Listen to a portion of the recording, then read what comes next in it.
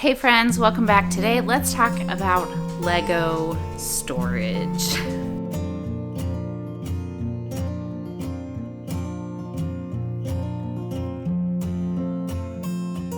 If this is your first time stopping by, welcome. I'm so glad that you are here. I'm Katie. I am a mother of 8. You know, life is just hard, and I really truly believe that you are worth your own hard work. So I would love if you would subscribe because I love to encourage you.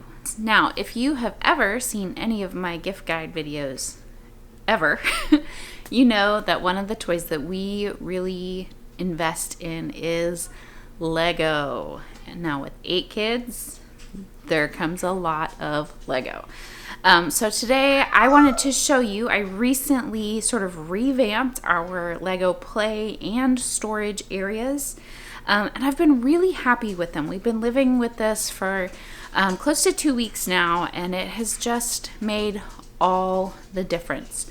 So I wanted to share with you what I did and why, and hopefully give you some ideas for getting your own Lego under control. We do not keep our Lego in with all of our other toys in the playroom. It has its own space in our living room. And before, we have a dedicated sort of extra kitchen table where we had all of our Lego, which was okay for a while. For a long time, we actually had, it was a big plastic garden hose reel that sat out on the table. So it was just a great big giant black plastic bin. And all of the Lego that were free for building were in there. And that was great for a while when we had a little bit. But over time, the bin started to sort of overflow. And if we threw a piece in, chances are that 3 more pieces flew out. And it just was not being functional. And then as far as like in progress bins, I did try to get each kid a bin. I very quickly learned, though, that they were not big enough for the kids' projects. And they were that like basket woven sort of texture, even though they were plastic, so there was not a great way to label them. So the kids were always fighting over, that's my basket, no, that's my basket, no, I put that piece in there, where is my basket, what happened to it? And it was just chaos. Never worked well. Then, once they had built their Lego creations, they were always putting them on my built-in shelves here on either side of my fireplace. And I had tried over and over and over again to like style these shelves and make them look pretty, and all of my nice decorative stuff was constantly getting shoved out of the way for the latest Lego build. I decided something had to change.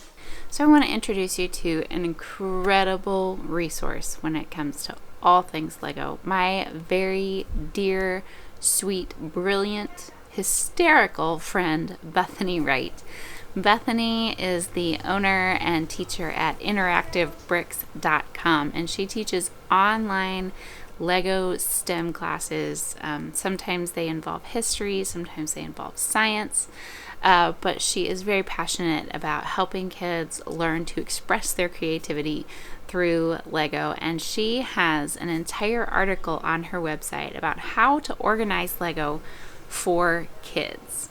Now, she will readily tell you that there are lots of people out there who have great systems of organizing Lego by type, but a lot of those times the systems are designed for adults and not for children. Now, Bethany also has a lot of experience with kids with ADHD, which is my household. So I really was excited to see what kind of advice that she had for us. Now, she breaks her Lego organizing system for kids down into 4 stages. And she said, you know what, sometimes kids are just not natural sorters. And so the first thing you should do is just get a long plastic underbed storage bin and put all of your Lego in there. This way, you can put the lid on it and move it around or put it away. And the sides are still deep enough that you can dig around through your Lego to find the pieces that you need without it overflowing or spilling. And it's wide enough and long enough that you can actually move things around. Now, she says, if this is all you can do, stop there. And that's a great way to store your Lego for kids. She does get into further detail on what kind of categories to sort out, what kind of containers to use, and she shows beautiful pictures of her own Lego studio at home. So I would definitely encourage you to check that out. But knowing that, one, my kids are still pretty young, mostly, that I have some pretty hardcore ADHD among a couple of my kids, I knew that this was probably going to be it. So what I did was, first I took everything off of my built-in shelves around my fireplace. Just took all of my decorative things off, put them away, save them for a later day, and I gave each of the kids their own shelf. I went to the Dollar Tree and bought 8 white plastic locker bins, and I used my Cricut Joy machine to print their names in big bold letters and put them on the side of those locker bins. Then I gave each kid a shelf and their bin. That bin is their in progress bin. Anything that they are saving to work on can stay in that bin, and they all know whose bins they are. And then I gave them each a shelf on my built-ins to just be their display space. If they were pushing other decorative things out of the way to display before, I just gave in to what was already natural to them and gave them the built-ins for their Lego. I went ahead and painted the back sides of those shelves in navy blue to sort of help the mismatched colors of the Legos blend in a little bit better.